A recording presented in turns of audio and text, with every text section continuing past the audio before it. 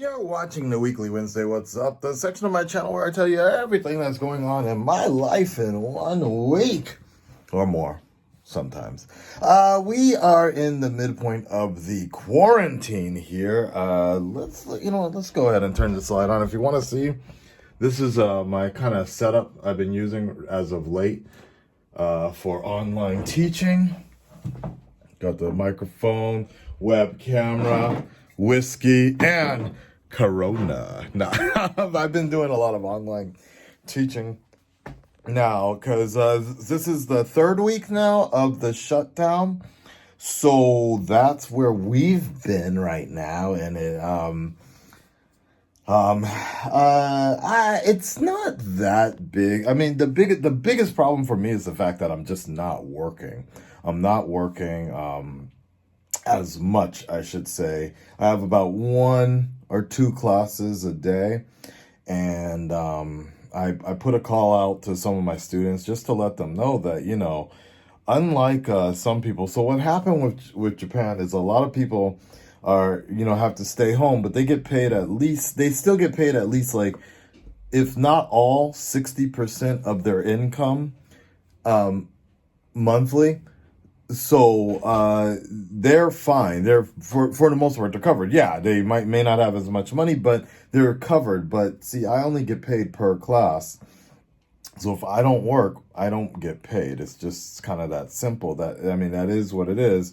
So that has definitely been a big concern of mine, and I'm pretty damn sure I do not apply for.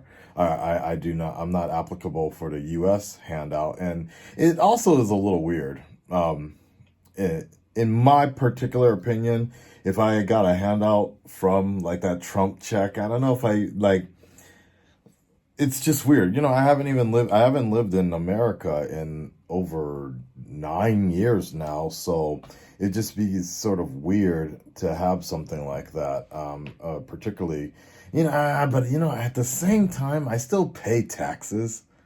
I still pay taxes in America, and I get double taxed. I pay taxes in Japan, and I pay taxes in America. So I guess if there's a reason for it, yeah, make it happen. Whatever. The main thing is I need to get this shit covered. I gotta pay this rent. That's the biggest concern. So I've been putting out calls, and I've been just letting people know. Like, if you follow me on Instagram, you've noticed that I've been posting some things in Japanese, because I have a lot of Japanese people that follow me on Instagram.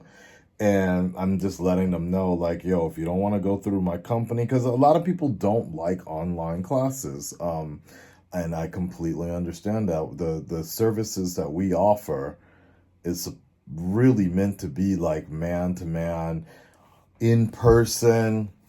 You're feeling the vibe. You can come by almost any time. And a lot of my clientele are entertainers and work in the entertainment industry. So if they're not working, if they're not in around the studios or whatever, they don't really want to swing by. And now it's really hard for them, particularly because their schedule is so kind of up and down. I get it. If they're not at work, it's kind of a habitual thing. They go to work and then they come see me, right? But if you're not even going to work, then it's kind of hard for them to schedule that. So I get the reason why, but it still doesn't make things easier for me.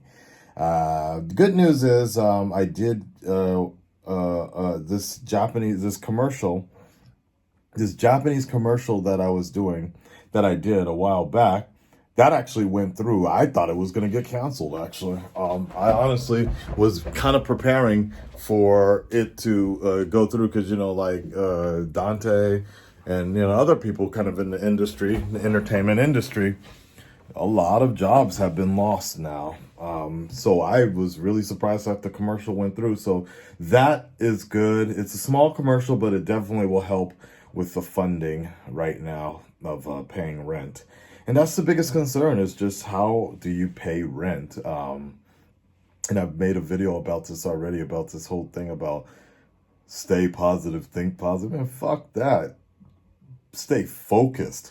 Stay assured. Strategize earn that money. Like if you ain't, positivity ain't gonna pay the rent, man. It's a hand in hand combination. But if you can't just fucking sit around and hope that something's gonna happen, right? What was that? We were watching Mortal Kombat last night with the crew. That's on Patreon right now, by the way.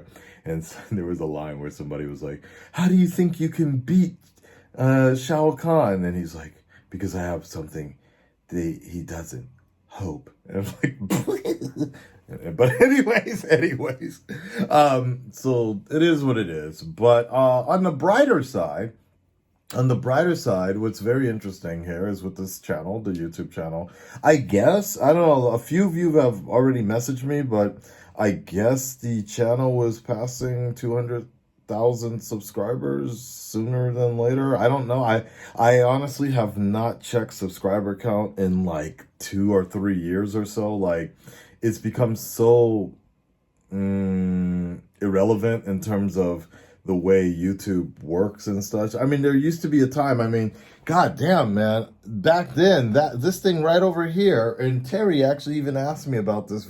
If you watch his Obsidian Perspective video, he did a behind the scenes tour of my messy ass office and studio, and he asked me, he's like, I'm surprised this isn't like front and center. I'm like, it's kind of irrelevant at this point, because there was a time when getting that 100,000 subscriber, when getting that plaque meant that, yo, you're taking YouTube seriously, and which we all are. But at this point, you're getting to that point, or you're getting to a point where you can quit your job. You can do YouTube seriously, and in terms of making a career out of it. And that was like the starting point, right? That's what that used to mean when people got that plaque. That was like a big thing, right? And then the gold one was even bigger, right? That was like you could get a new house off the gold. That it attributed to that. But nowadays, as I've mentioned previously, there's people with 10 times more subscribers than I do doing 10 times less views than I am. Whereas there's people with like 50,000 subscribers, which is great, and they're doing 10 times better views than I ever have on certain videos. So it's kind of like the it's not the count that matters. It's what you do with those fans. It's what you do with those followers. It's how you treat those followers that's the most important, I feel. That's my personal belief. So, of course, I'm appreciative for it, but I don't really look at it at numbers anymore. I look at it as all the comments that I get, the live streams, the interactions we have. That's what I think is the most important right now. I mean, Blind Wave is a really good example of that. Is like, Blind Wave is not, believe it or not, Blind Wave is not a million subscriber channel. Blind Wave barely just passed 500,000. I mean, yeah, half a million. But they were already at a pinnacle of success right around 200,000, if I remember correctly, or 300,000 subscribers. But it wasn't anything indicative of those numbers. You were seeing already was what they were doing on Patreon. They're making 70,000, anywhere from 50 to 70,000 a month. Let me say that again. They're making 50 to 70,000 a month on Patreon. And that's the main place. That's where they get all their money from. And that's because they have dedicated fans, the Wave Riders. It doesn't really, most of what they do on YouTube is charity. Most of what we do on YouTube is charity, in terms of you're creating a bunch of videos that you're putting on YouTube just so companies will claim them, and you're making money for them, within the hopes that some fans will turn around and start becoming patrons, and that's the only money that really you get right now. So it's like, it doesn't really matter much to anything in terms of views or sub count on YouTube, But like, again, what I said, the most important thing is what you can do with your fan base. And that's why recently I have been enjoying my time on Twitch a lot.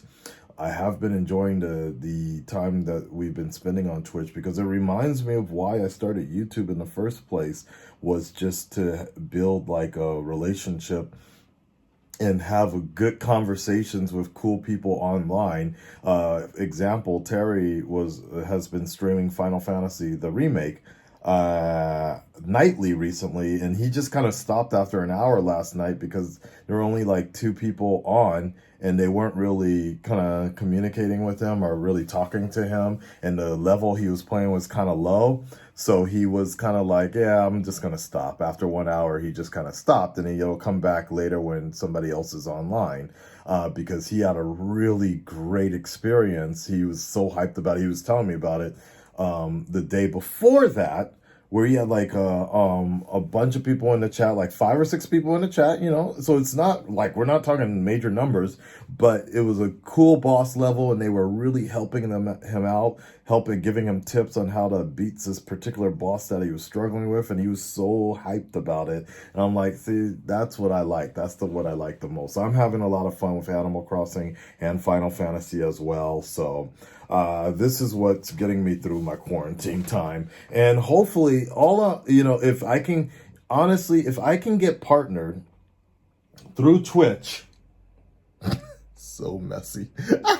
If I can get partnered at the end of this quarantine, if I leave this quarantine partnered with Twitch, then I'll be satisfied with the month that we were down, because I've met all the requirements to getting partnered except for one, and that's you need 75 people in the chat, or 75 people watching you. That's the tricky one. That is very much the tricky one. And I hope I can get to that point. Everything else, all the other requirements, I've made it. I streamed for more than 3 days a week, or something like that. There was one other one that I forgot, but yeah. Anyways, other than that, just trying to survive here and doing what I can. The main concern, pay that rent. Everything else, I'm fine. Mentally, I'm all right.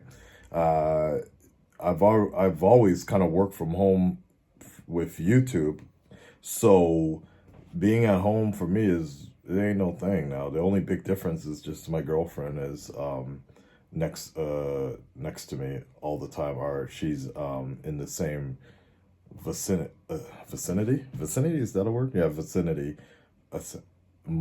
Every day now, but it hasn't really been that bad. I've been very blessed. Unlike, a lot of people in Japan live in like a 1-room apartment or a 1-bedroom or something like that. They live real most people I know, in terms of like regular life type of style, Japanese lifestyle, they just live in if they're 1 LDK, like a 1-bedroom. If sometimes it's just 1 room or whatever, and that's gotta feel like a trap all day. But that's kind of the way a lot of people live in Japan, where they live like by small means. But because of YouTube, I've had to have 3 rooms. So the studio is next door, the office is here, the bedroom is in the third one, and then we have a living room. So it's expensive, some relatively, but it's definitely beneficial now. That is for damn sure, because I could not imagine doing YouTube and being locked down and streaming and girlfriend in the same room. And oh my God, I'd have to move out. All right. Anyways, guys, I got to get online right now. We're on YouTube. We're going to be streaming Streets of Rage 1 and 3 now. No, not on YouTube. I'm sorry, on Twitch. And then we'll process that on YouTube later. Thank you so much. Hit that subscribe button, notifications, you know the deal. And I will let you guys know what's up next week, possibly. Take care, y'all. Peace.